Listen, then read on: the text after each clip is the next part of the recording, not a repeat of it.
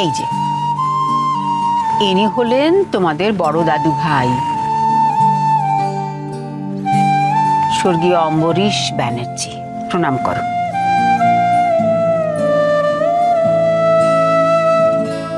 এই বাড়ি কিন্তু ওর করে যাওয়া।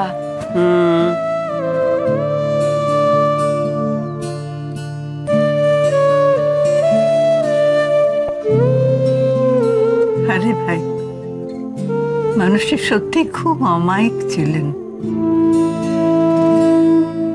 কারোর সঙ্গে কখনো উঁচু গলায় কথা বলতেন না, এমনকি আমার সঙ্গেও না। বর্দার মতন মানুষ দেখলুম না আর। আর তোমার মেজ ঠাকুরপো, যাকে সেসব কথা থাক। শোনো নতুন বউ, এবার তুমি তোমার ঠাম্মাকে প্রণাম করো। মনে রেখো উনি কিন্তু এ বাড়িতে সকলের বড়, সবার মাথার উপরে। ওকে সব সময় মান্যি করে চলবে। না, প্রণাম করো।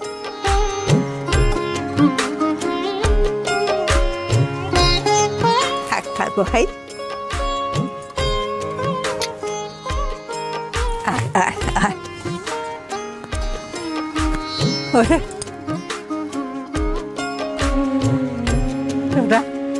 তোরা দুটিতে আমার এই দু চোখের দুটি তারা।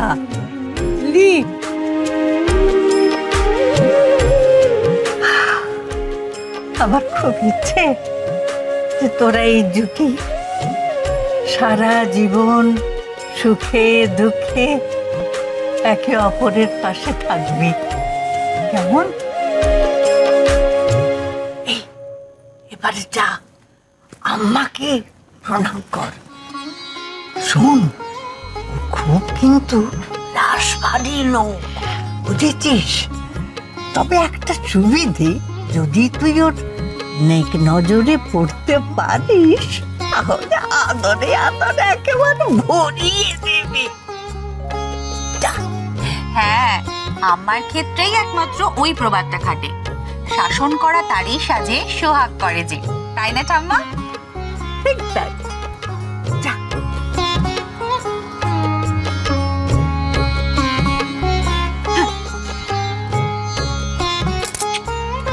ভালো থেকো, বেঁচে থেকো, বেঁচে থাকো। এই যে মেয়ে, শোনো, থাকতালে তো এবাড়ির বউ হয়ে ঢুকে পড়েছো। এবারে কিন্তু প্রতি পদে পরীক্ষা দিতে হবে, প্রত্যেক পদে প্রমাণ করতে হবে যে তুমি এবাড়ির যোগ্য বউ।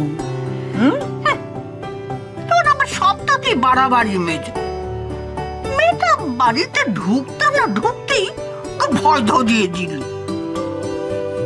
দেখে তোদের শ্বশুর শাশুড়ি গেল কোথায়?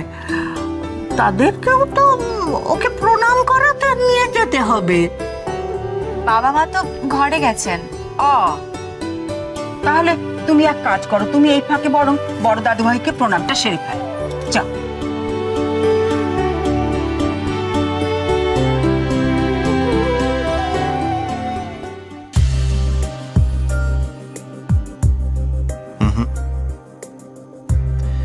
কখনো আমার সামনে ঝুঁকবে না, মাথা নিচু করবে না। আমরা সমান সমান